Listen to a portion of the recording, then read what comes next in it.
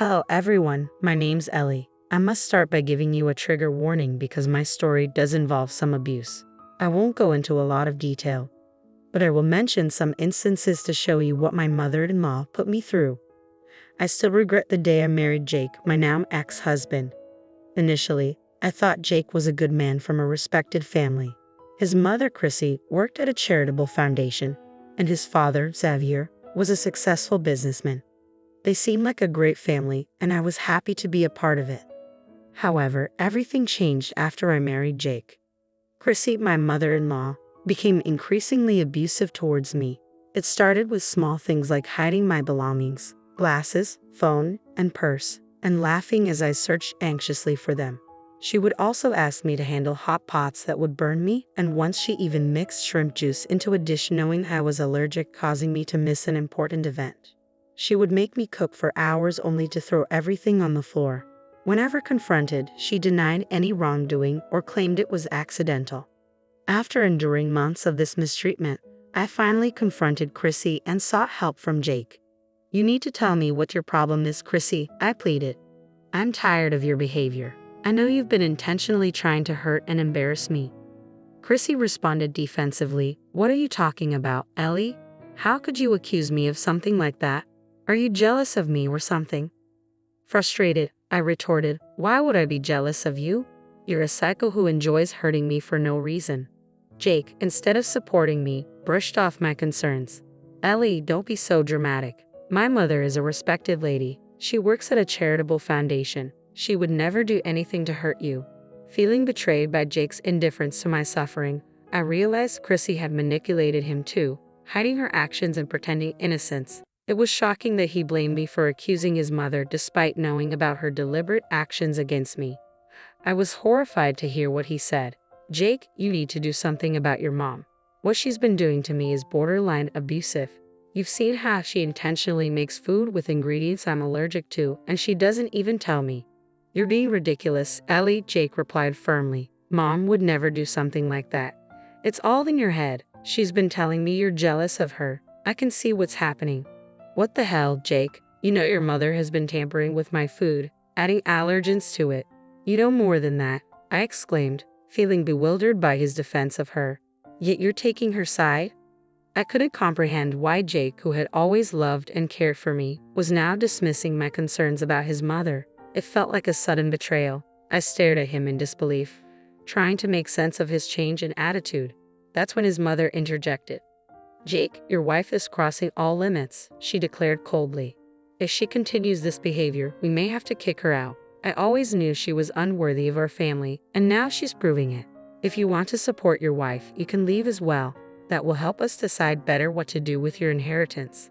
"And Mom, Ellie is just upset right now. I don't support her at all," Jake quickly responded, trying to appease his mother. "I promise she'll behave herself. If not, you can kick her out. I won't mind. I always knew you were the reasonable one, Mom. Thank God you can see past this." I was stunned. Jake was blatantly choosing his mother's side, denying my experiences and blaming me for the tension. It became clear to me why he was acting this way. You see, Jake and I were living with his parents because that's what they wanted. He worked for his father's company and was financially dependent on his dad. He hoped to inherit his father's assets, and upsetting his mother could jeopardize that. It was evident that my husband was more concerned about securing his future inheritance than protecting me. "What the hell is wrong with you, Ellie? Are you trying to get us kicked out or something?" Jake snapped at me later when we were alone. "Seriously, Jake, that's all you have to say after I told you about your mom's abuse? What kind of husband are you?" I cried out in frustration. "The kind that knows how to secure his future," Jake replied coldly. "You're insane, Ellie. You can't just expect me to accuse my mom of such things and drag me into your problems. If she gets mad at me, do you think she'll let Dad give me my inheritance?" "Is your inheritance more important than your wife, Jake?" I asked, tears welling up in my eyes. "We don't need anything. Let's leave and buy our own house. It may be smaller, but it will be ours, and no one can abuse me there," I pleaded. "Don't be ridiculous, Ellie. We could never afford a house like this." "I'm not going anywhere. You'll put up with my mom and stop complaining," Jake asserted firmly. "If you don't, I'm sure my mom will kick you out. Don't come crying to me because I won't help you." And at that moment, I realized the truth. When I realized my marriage was over, Jake betrayed me in the worst possible way. He wasn't the man I thought he was. Feeling helpless, I watched as Chrissy escalated her abusive tactics, now assured Jake wouldn't intervene. I felt lost, wanting to flee and leave it all behind. But I refused to let Chrissy get away with her cruelty. I devised a plan to expose her. Accessing the house's security footage covertly, I compiled undeniable evidence of Chrissy's abuse against me into a video. I bided my time, waiting for Chrissy's upcoming birthday celebration, where Xavier and guests would be present. That day became my deadline, my moment to confront her. On Chrissy's birthday, she played the gracious hostess, behaving impeccably, likely because of the guests. I played along, biding my time until after the cake was cut. Stating before everyone, I made a calm announcement. "Thank you all for joining us to celebrate my dear mother-in-law, Chrissy," I began. "I'm sure many of you know what a sweet and caring woman she appears to be. Today, on her birthday, I thought it fitting to share a glimpse of the real Chrissy." Without further ado, I directed everyone's attention to a screen where I had prepared a video compilation.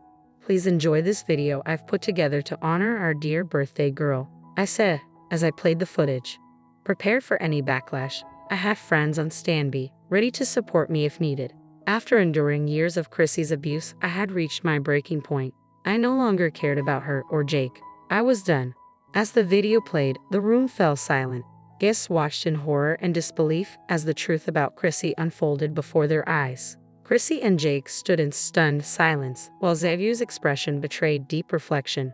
In that moment, I knew I had taken a stand against my monstrous mother-in-law, exposing her deceit to everyone present. I didn't blame Jake. He had been away for days and unaware of what had been happening. When the video ended, it was my father-in-law, Xavier, who broke the silence. "What the hell did I just watch, Chrissy?" he demanded. "It's not what it looks like, Xavier. These videos are fabricated, taken out of context," Chrissy hurriedly replied. Xavier's voice remained firm. "Oh really, Chrissy? They don't look fabricated to me. Are you suggesting my daughter-in-law went to the lengths of doctoring videos just to humiliate you?" "Yes, that's exactly what I'm saying, Xavier," Chrissy insisted. "Ellie is doing this out of malice. I don't know how she managed to manipulate those videos. I would never do something like this." Chrissy's casual lies infuriated me. She was attempting to convince everyone that a year of abuse documented in my video was entirely fabricated. I couldn't believe she might still deceive people after exposing her antics. I calmly responded, "So now you want to blame me for tarnishing your image, Chrissy? Let's settle this then. Let's call the police and let them decide if these videos are fabricated." "Nonsense, Ellie. The police won't entertain baseless accusations from a liar like you," Chrissy retorted confidently. "Are you sure about that, Chrissy?" I challenged. "You were just claiming ignorance of your illegal actions. Let's call the cops and find out." Chrissy looked panicked at the prospect. She hadn't anticipated being confronted like this. Meanwhile, I noticed some of Chrissy's friends, colleagues from the charitable foundation where she worked, giving her disapproving looks while typing on their phones. They seemed to be reporting what they witnessed at the party. Chrissy continued to plead her innocence to Xavier. "Xavier, do you hear her? She's threatening to involve the police. Ellie is trying to get me into trouble. She's delusional." Xavier's expression hardened.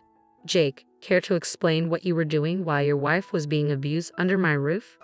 "Dad, it's not as bad as it looks," Jake interjected nervously. "Mom is a caring mother-in-law."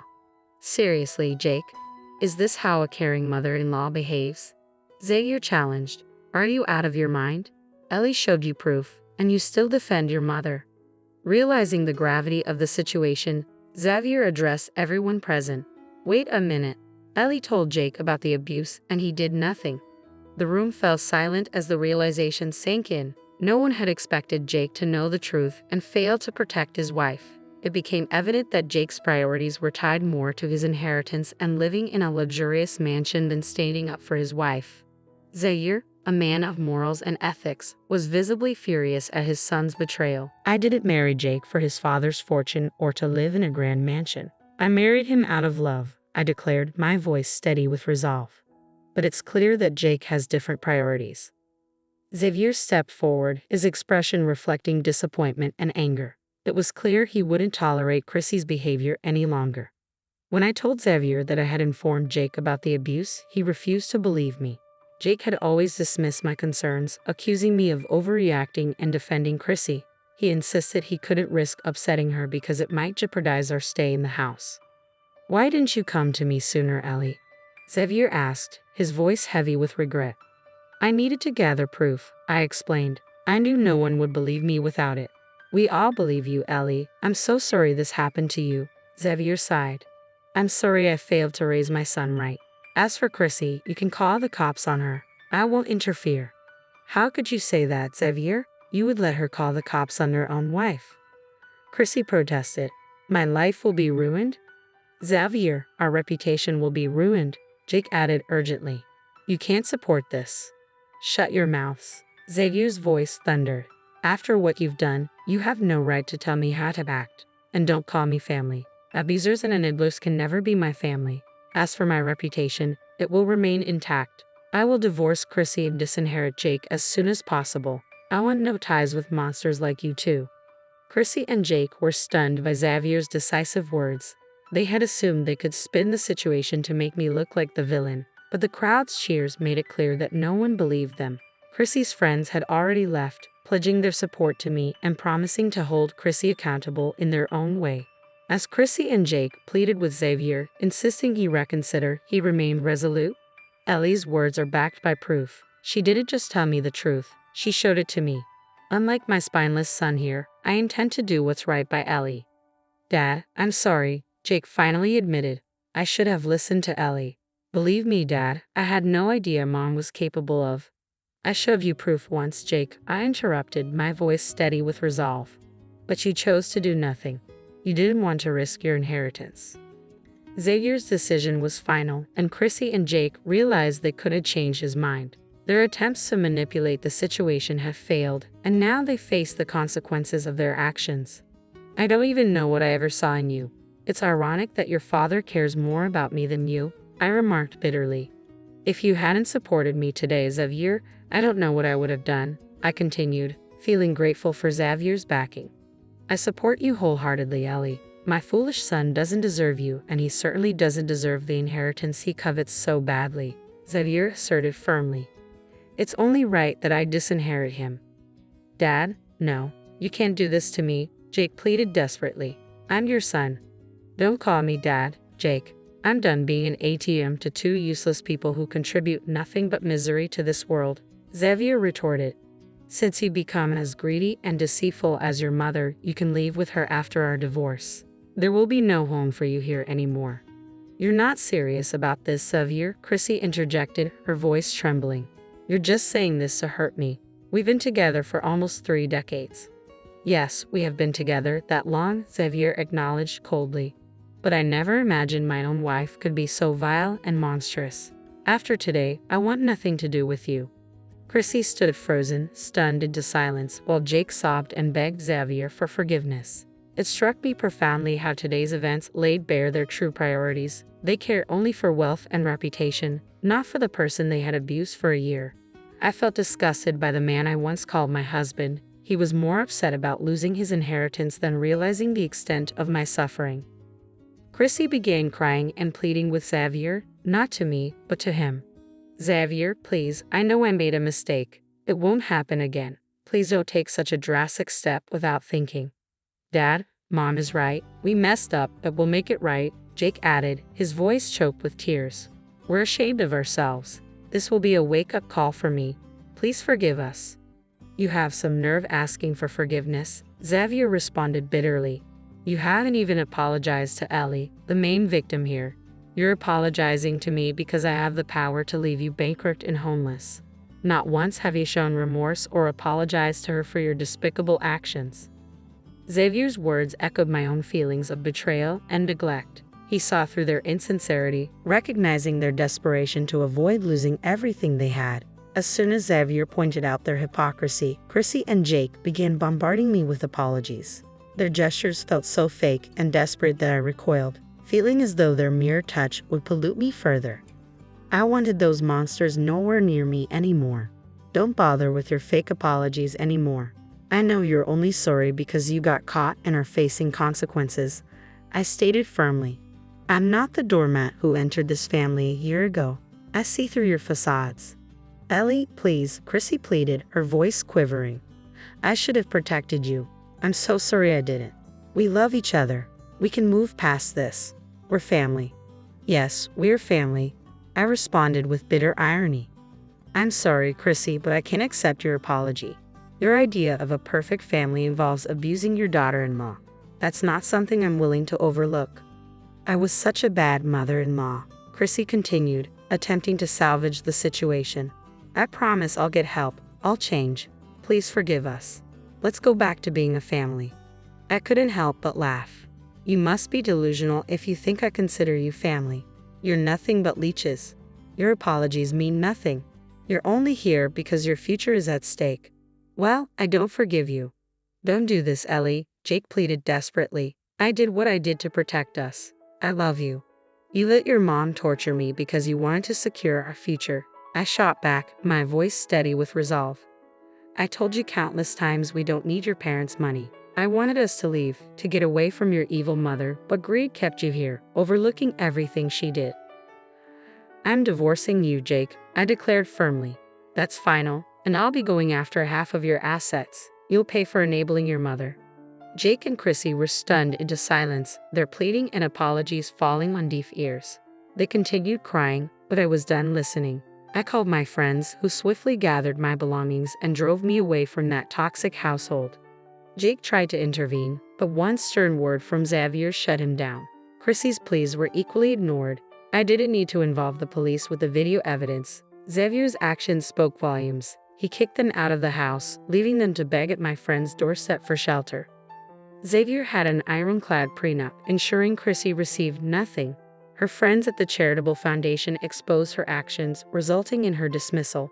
Jake lost his job at his father's company, along with any hope of a substantial inheritance. Chrissy had the audacity to appeal to me for help, claiming we were family. I promptly kicked them out and threatened a restraining order if they ever contacted me again. In the months that followed, I settled into my own place, having rented a small flat. The divorce was finalized smoothly, with Jake relinquishing assets he had once believed secure. He worked two jobs now, supporting a mother who refused to work. Once, Jake called me to complain about his circumstances, hinting he wanted to come back. I laughed and hung up, relishing the irony that he now faced the consequences of his actions. It was a long road to vengeance, but I no longer needed to actively pursue it. I was living well, and so was Xavier. As for Jake and Chrissy, they were reaping what they had sown, a heavy dose of karma for their years of abuse and manipulation.